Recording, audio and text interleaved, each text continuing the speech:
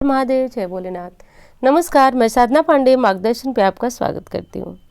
दोस्तों, कुछ लोग थोड़ी सी पूजा करते हैं या फिर अधिक करते हैं, वो अपने जीवन में सुखी हैं, संतुष्ट हैं। और सबसे बड़ा जो जीवन का यही व्यक्ति के लक्ष्य होता है कि वो अपने जीवन में पूजा कम कर रहा है, पाठ कम कर रहा है, दान कम कर रहा है, लेकिन वो अपने जीवन में उन्हें श्रेष्ठ परिणाम जो चाहिए वो पर्याप्त प्राप्त हो रहा है।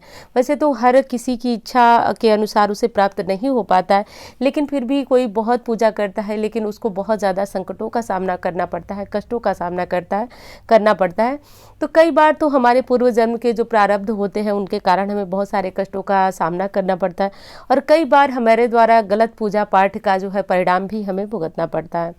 देखिए, शास्त्रों में कहा गया है कि कुछ ऐसी गलतियां होती हैं जो क्षम्य नहीं है। तो आज भी इस वीडियो में आप जानेंगे शिवलिंग की पूजा में ऐसी कौन सी गलतियां हैं जो कि क्षम्य नहीं है, जिनका पूजा करते समय आपको ध्यान देना ही चाहिए। वहीं पे दूसरी तरफ आपने भी बहुत बार सुना होगा कि भगवान भाव के भूखे होते हैं, लेकिन जो मूर्ति होती है, विग्रह होती है, कहीं भी किसी भी प्रकार का क्षति पहुंचाना या फिर हमारे द्वारा उनको किसी भी प्रकार का कष्ट पहुंचाना, ये क्षम्य दोष नहीं है। इन चीज़ों का ध्यान रखें। तो मैं जो बात करने जा रही हूँ वो आज शिव पूजा यानी शिवलिंग की पूजा से जुड़ी हुई बात करने जा रही हूँ। कई लोग बहुत कम समय ही सोमवार का व्रत रखते हैं, या फिर 16 सोमवार कोई एक बार ही रखता है, उसकी सभी कामनाएं पूर्ण होती है। और कोई कई बार, 5 बार, 4 बार जो है वह 16 सोमवार का व्रत रखते हैं, अन्य किसी तरह का व्रत रखते हैं और उनके काम पूर्ण नहीं होते हैं। वहीं पे कोई व्रत भी नहीं रखता, बहुत कम आराधना, बहुत कम पूजा पाठ में शिव जी उसकी झोली भर देते हैं। तो इस वीडियो का जो मुख्य विषय है वो ये है कि शिवलिंग की पूजा यदि आप भी करते हैं और आपके काम पूर्ण नहीं हो रहे हैं, तो आपको ये ध्यान देना चाहिए कि कौन कौन सी चीज़ें, कौन कौन से काम हैं, कौन सी ऐसी गलतियां हैं जो मूर्ति, विग्रह, विशेष आज शिवलिंग की बात करें वो, यानी कि उन्हें बिल्कुल किसी प्रकार की क्षति ना हो, इस चीज़ का ध्यान रखना चाहिए। और कौन सी गलतियाँ नहीं करना चाहिए, ये आपको ज़रूर ध्यान देना चाहिए। दोस्तों, एक चीज़ मैं बता रही हूँ, अपने अनुभव क्या मैं खुद देखती हूँ, आप भी इस बात को देख करके कमेंट में ज़रूर बताइएगा। कई बार मैं देखती हूँ, जैसा कि इस समय सर्दियों का मौसम चल रहा है, लोग जाते हैं शिवलिंग पे और अभिषेक करने की बारी आती है तो जैसे कि शहद जम ही जाता है जाड़े में, और घी लोग क्या करते हैं, चम्मच से निकाल करके और शिवलिंग पे ठक ठक की आवाज़ करके चम्मच से घी या फिर शहद चढ़ाते हैं। आप बताइए ये कहाँ का तरीका है? ये तो बिल्कुल भी उचित तरीका नहीं है आपके अभिषेक करने का। अभिषेक करना हो, आप भले ही शीशी ले जा करके कर रहे हैं शहद की या फिर घी की, लेकिन आपको ये देखना है कि जो आपका पात्र है उसका स्पर्श शिवलिंग से ना हो। और बेहद ही ये खराब, बहुत खराब खुद में लगता है, आपको सुनने में ज़रूर लग रहा होगा कि शिवलिंग पे चम्मच से घी या फिर शहद निकालकर ठक ठक करके 2 बार उसको निकाला जाता है, घी या फिर शहद। आप बताइए ये पूजा का कहाँ श्रेष्ठ परिणाम व्यक्ति को प्राप्त होगा, बल्कि वो घोर नर्क के भागी होंगे जो इस तरह की गलतियां करते हैं। तो कभी भी शिवलिंग पे किसी चीज़ से ठोकना, या फिर अपने हाथों में जब आप अभिषेक करते हैं तो जो अभिषेक की सामग्री होती है उसका मर्दन किया जाता है, तो उसका मर्दन करते समय आपके हाथों में कोई ऐसी अंगूठी या फिर कोई ऐसी चूड़ियाँ नहीं होनी चाहिए। या फिर पुरुष कर रहे हैं तो नाखून वगैरह का ध्यान रखें कि हाथों में कभी कभी ऐसे नाखून होते हैं जो कि चुभते हैं। तो मतलब मेरे कहने का अर्थ है, किसी भी प्रकार से शिवलिंग को जब भी आप मर्दन करें तो उसको ध्यान रखें कि उनको किसी भी प्रकार की क्षति न हो। और पूजा पाठ करते हुए ये गलतियां करते हैं तो किसी भी प्रकार से ये क्षम्य गलतियों के अंदर नहीं आता है। और शिव पुराण में ये भी बताया गया है कि आप शिव पूजा चाहे 1 साल से करें, 10 साल से करें, 2 दिन करें, एक चीज़ का ध्यान रखिए कि शिव जी की पूजा, जब आप शिवलिंग की पूजा करते हैं, शिव जी की पूजा संपूर्ण होने के बाद, तो कहीं कहीं मंदिरों में गणेश जी और पार्वती जी, कार्तिकेय जी की मूर्तियां नहीं होती हैं। और कोई बात नहीं, नहीं होती है तो संपूर्ण शिव परिवार का स्थान शिवलिंग में ही होता है, अर्घ्य में होता है, तो उसमें कोई आपको परेशान होने वाली बात नहीं है। आपने शिवलिंग जी पे जल चढ़ाया तो मानिए कि उनके संपूर्ण परिवार का पूजन आपने कर लिया। लेकिन नंदी पूजन करना आपको बहुत ज़रूरी है। मंदिर बहुत छोटा हो तो भी नंदी जी आपको मिल ही जाते हैं। कुछ लोग क्या करते हैं कि सिर्फ शिव जी की पूजा की, अभिषेक की और तुरंत निकल जाते हैं।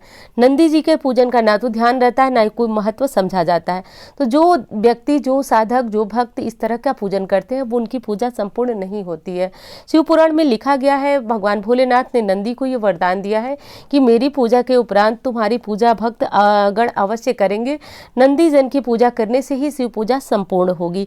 तो इस चीज़ का ध्यान रखिए, आप चाहे 1 दिन पूजा करें, 10 दिन पूजा करें, नंदी के पूजन के पश्चात ही शिव पूजा जो है वह पूर्ण होती है। तो इस चीज़ का ध्यान आपको जरूर रखना है। दोस्तों एक चीज़ आप अधूरी जानकारी आपको कहीं ना कहीं से मिल जाती है और लोग गलतियां करने लगते हैं। देखिए, आपको ये पता है कि शिवलिंग पे सरसों के तेल का अभिषेक करने से शत्रु नाश हो जाता है, लेकिन पूरी तरीके से लोग ये नहीं बता रहे हैं कि शिवलिंग पे किस स्थिति में सरसों का तेल लगाना चाहिए। मैं कहती हूँ ये शास्त्रों का कथन है कि यदि आप शिवलिंग पे सरसों का तेल का लेप करते हैं, चढ़ाते हैं या फिर अभिषेक करते हैं तो आप पाप के भागी बनते हैं। बहुत ये मतलब बहुत गहरे पाप के अंतर्गत ये चीज़ आती है।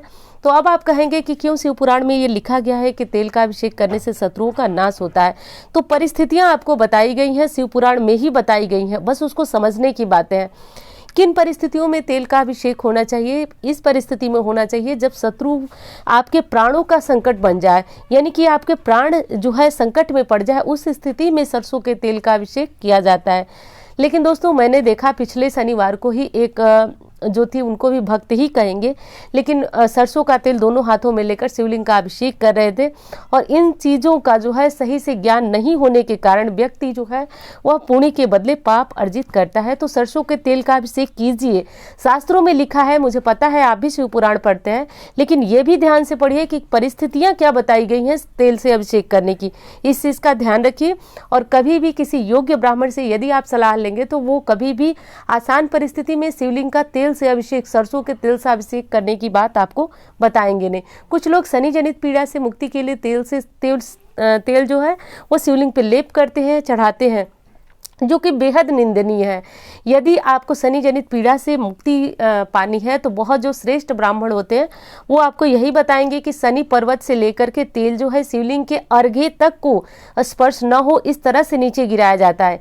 यानी कि जो अर्घ्य के अर्घा, मैं तो जो जलाधारी आप बोलते होंगे, हम लोग अर्घा बोलते हैं, उसको भी जलाधारी को ही अर्घा बोला जाता है। उसके नीचे एक प्रयोग होता है, तो शनि पीड़ा से मुक्ति के लिए प्रयोग किया जाता है। तो उस प्रयोग में भी अर्घ्य का स्पर्श सरसों के तेल से नहीं होता है, लेकिन कुछ लोग आधी अधूरी जानकारी देकर इस तरह की गलतियां करा रहे हैं। तो इस चीज़ों से आप बचे रहें और इस तरह के पाप आप करते हैं, पाप इनको कहना बहुत जो है कि ये सही शब्द है, क्योंकि शिवलिंग पे तेल का स्पर्श कराना पाप ही है। इस चीज़ को ध्यान रखें। और भोग जो हम शिवलिंग पे लगाते हैं, तो जैसे कोई बड़ी चीज़ हम भोग लगा रहे हैं, जैसे कि कोई बड़ा फल है, तो ऐसी स्थिति में आप एक बार शिवलिंग से स्पर्श कराकर नीचे उस फल को रख सकते हैं, क्योंकि स्पर्श कराने मात्र से ही भगवान उसके आपके जो प्रसाद होते हैं वो ग्रहण कर लेते हैं।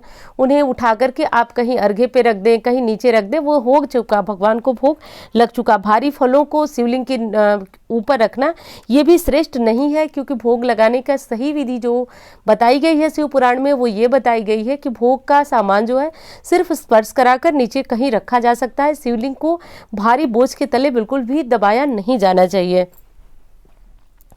तो इस चीज़ का ध्यान रखिए। और एक बार फिर कहूँगी कि जब आप शिवलिंग का अभिषेक करते हैं और शिवलिंग का घर्षण करते हैं, यानी कि उनकी अच्छी तरह से कुछ लोग अभिषेक करके और बहुत अच्छी तरह से उनको रगड़ते हैं, तो जब भी आप घर्षण करें तो उसमें ध्यान रखिए कि कोई नुकीली चीज़ आपके हाथों में ना हो, नाखून ना हो, चूड़ियाँ ना हो, कुछ भी चीज़ जो है वो शिवलिंग से स्पर्श होकर घर्षण बिल्कुल भी नहीं होना चाहिए। तो दोस्तों ये कुछ महत्वपूर्ण बातें थी जो कि ध्यान रखना है। आप बहुत समय से पूजा कर रहे हैं या फिर एक दिन से पूजा करें, इस तरह की पूजा करने वाले को कभी भी सुख प्राप्त नहीं होता है। ये मेरी बात नहीं है, ये मेरा कथन नहीं है। आप स्वयं शिव पुराण पढ़ते होंगे तो जरूर, और शिव भक्त हैं तो जरूर पढ़ते होंगे, मुझे ये पता है।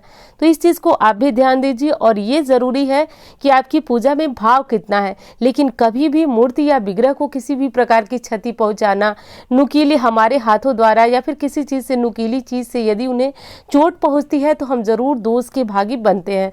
इस चीज़ को ध्यान रखिए। और यदि आपको वीडियो अच्छी लगे तो एक लाइक जरूर कीजिए और चैनल को सब्सक्राइब कीजिए दोस्तों, क्योंकि शास्त्रोक्त जो जानकारियां होती है अब वो आपको इस चैनल से प्राप्त होती है। और उम्मीद करती हूँ जानकारी आपको प्राप्त होगी। धन्यवाद, अच्छी लगेगी। धन्यवाद।